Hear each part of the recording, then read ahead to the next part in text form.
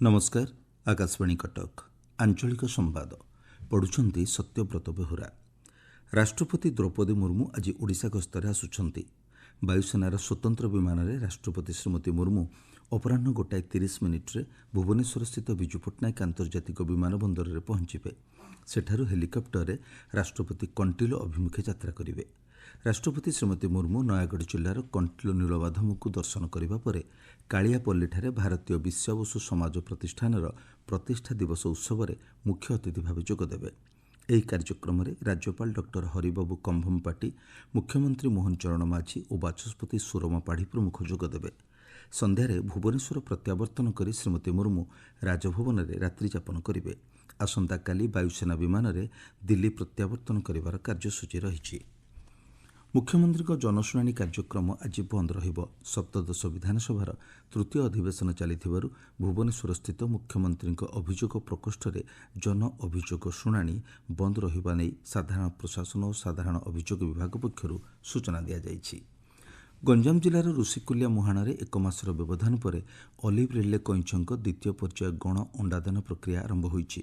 ପ୍ରଥମ ଦିନରେ 38,779 ଏବଂ ଦ୍ୱିତୀୟ ଦିନରେ 39,521 ଗଣ ଅଣ୍ଡାଦାନ ହୋଇଥିବା ବନ ବିଭାଗ ପକ୍ଷରୁ ସୂଚନା ମିଳିଛି। ପ୍ରଥମ ପର୍ଯ୍ୟାୟରେ 6,38,718 ସାମୁଦ୍ରିକ କଇଁଛ ଗଣ ଅଣ୍ଡାଦାନ କରିଥିବା ବେଳେ ଦ୍ୱିତୀୟ ପର୍ଯ୍ୟାୟ ପାଇଁ ସମୁଦ୍ର ବେଳାଭୂମିରେ ସୁରକ୍ଷା ବ୍ୟବସ୍ଥା କଡ଼ାକଡ଼ି କରାଯାଇଛି। ଆଜି ବିଶ୍ୱ ଯକ୍ଷ୍ମା ଦିବସ। ଯକ୍ଷ୍ମା ରୋଗରେ ବିଶ୍ୱରେ ପ୍ରଭାବ ବିଷୟରେ ଲୋକଙ୍କୁ ସଚେତନ କରାଇବା ଏବଂ ଏହାର ସାମାଜିକ ଓ ଅର୍ଥନୈତିକ ପରିଣାମ ବିଷୟରେ ସଚେତନତା ସୃଷ୍ଟି କରିବା ସହ ଏହାର ମୁକାବିଲା ପାଇଁ ପ୍ରୟାସକୁ ଉତ୍ସାହିତ କରିବା ନିମନ୍ତେ ଆଜି ବିଶ୍ୱ ଯକ୍ଷ୍ମା ଦିବସ ପାଳନ କରାଯାଉଛି। ଡକ୍ଟର ରବର୍ଟ କୋଚ୍ଙ୍କ ଦ୍ୱାରା 1882 ମସିହାରେ ଯକ୍ଷ୍ମା ଭୂତାଣୁ ଆବିଷ୍କାରର ବାର୍ଷିକୀ ଆଜି ପାଳନ କରାଯାଉଛି। ଚଳିତ ବର୍ଷ ଏହି ଦିବସର ବାର୍ତ୍ତା ରହିଛି, ଆମେ ଯକ୍ଷ୍ମାକୁ ମୂଳୋତ୍ପାଟନ କରିପାରିବା ଓ ଏଥିପାଇଁ ପ୍ରତିଶ୍ରୁତିବଦ୍ଧ ହୋଇପାରିବା। ଏହି କ୍ରମରେ ଓଡ଼ିଶାକୁ ଚଳିତ ବର୍ଷ ସୁଦ୍ଧା ଯକ୍ଷ୍ମାମୁକ୍ତ କରିବାକୁ ଲକ୍ଷ୍ୟ ରଖାଯାଇଛି।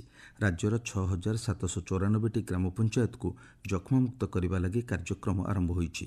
2022 ମସିହାରେ 1 ଲକ୍ଷ ଲୋକଙ୍କ ମଧ୍ୟରୁ 568 ଜଣ ଯକ୍ଷ୍ମା ସଂକ୍ରମିତ ହୋଇଥିବା ବେଳେ ଗତ ବର୍ଷ ସୁଦ୍ଧା ଏହି ସଂଖ୍ୟା 428କୁ ହ୍ରାସ ପାଇଛି। ଯକ୍ଷ୍ମାଜନିତ ମୃତ୍ୟୁହାର ମଧ୍ୟ 4%କୁ ହ୍ରାସ ପାଇଥିବା ଜଣାପଡ଼ିଛି। ନିକ୍ଷୟ ପୋଷଣ ଯୋଜନାରେ ଯକ୍ଷ୍ମା ରୋଗୀମାନଙ୍କୁ ପୁଷ୍ଟିକର ଆହାର ନିମନ୍ତେ ଆର୍ଥିକ ସହାୟତା ଯୋଗାଇ ଦିଆଯାଉଛି। ଅନୁସୂଚିତ ଜାତି ଓ ଜନଜାତି ଉନ୍ନୟନ ବିଭାଗ ପ୍ରମୁଖ ଶାସନ ସଚିବ ସଞ୍ଜୀବ କୁମାର ମିଶ୍ର ଗଞ୍ଜାମ ଜିଲ୍ଲାର ବିଭିନ୍ନ ଉନ୍ନୟନମୂଳକ କାର୍ଯ୍ୟଗୁଡ଼ିକର ସମୀକ୍ଷା କରିଛନ୍ତି। ଦିନିକିଆ ଗଞ୍ଜାମ ଗସ୍ତରେ ଆସି ଗତକାଲି ଶ୍ରୀ ମିଶ୍ର ସ୍ୱୟଂ ସହାୟକ ଗୋଷ୍ଠୀର ସିଲେଇ କେନ୍ଦ୍ର ଓ ଅର୍କିଡ୍ ଫୁଲ ଚାଷ ସ୍ଥଳ ପରିଦର୍ଶନ କରିଥିଲେ। ଏହି ଅବସରରେ ଖଲ୍ଲିକୋଟସ୍ଥିତ ସରକାରୀ ଚାରୁକଳା ମହାବିଦ୍ୟାଳୟ ପରିଦର୍ଶନ କରି ଏହାର ପୁନରୁଦ୍ଧାର କରିବା ଉପରେ ଗୁରୁତ୍ୱ ପ୍ରଦାନ କରିଥିଲେ। ଆଜି ବିଶ୍ୱ ଉପଭୋକ୍ତା ଅଧିକାର ଦିବସ।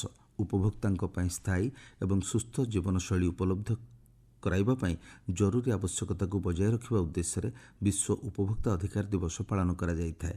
ଏହି ଦିବସରେ ଉପଭୋକ୍ତାଙ୍କ ପସନ୍ଦକୁ ସମ୍ମାନ ଦେବା ଏବଂ ମୌଳିକ ଅଧିକାରଗୁଡ଼ିକୁ ସୁରକ୍ଷିତ ରଖିବା ନିମନ୍ତେ ସଚେତନତା ସୃଷ୍ଟି ଉପରେ ଗୁରୁତ୍ୱ ଦିଆଯାଉଛି।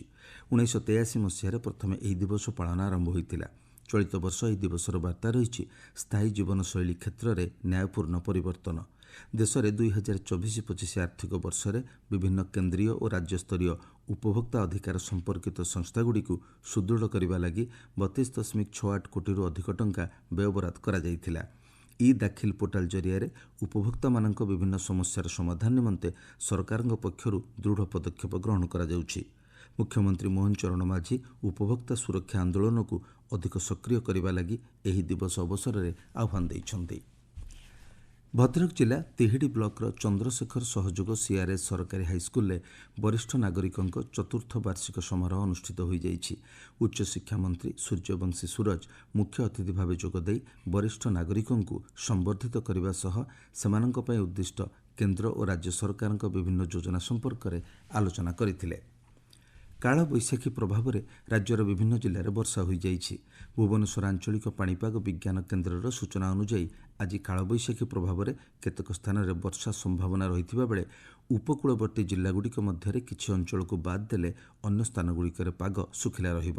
ଆସନ୍ତା 4ରୁ 5 ଦିନ ମଧ୍ୟରେ ସର୍ବାଧିକ ତାପମାତ୍ରା 4ରୁ 6 ଡିଗ୍ରୀ ପର୍ଯ୍ୟନ୍ତ ବୃଦ୍ଧି ପାଇବାର ସମ୍ଭାବନା ରହିଛି। ଗତକାଲି ମାଲକାନଗିରିରେ ସର୍ବାଧିକ ତାପମାତ୍ରା 37.3 ଡିଗ୍ରୀ ରହିଥିବା ବେଳେ ପାରଳାଖେମୁଣ୍ଡିରେ 36.2 ଓ ରାୟଗଡ଼ାରେ 35.2 ଡିଗ୍ରୀ ତାପମାତ୍ରା ରେକର୍ଡ କରାଯାଇଥିଲା।